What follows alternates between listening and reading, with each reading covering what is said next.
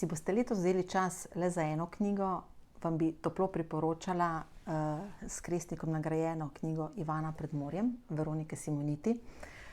Prepričana sem, da boste knjigo tudi vi priporočali naprej. Knjiga V morju zrnca soli me je očarala že z naslovom. In čeprav nimam prav posebej rada, v bistvu se jim celo izogibam romanom, ki se dogajajo med vojno, je to knjiga, ki jo bom zagotovo prebrala še enkrat čez čas. Zdaj pa se pripravljam, da se lotim Partizanov Jožeta Pirjevca. To je sicer morda nekoliko obsežno branje za na plažo, za na morsko obalo. Torej, če si boste to prihranili za zimo, vam priporočam, da na plažo s sabo vzamete Gejo.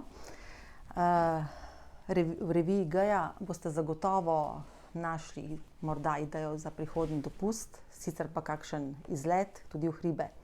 Vsekakor vam zagotavljam, da boste z Gejo potovali po različnih svetovih, tako v preteklost kot v prihodnost.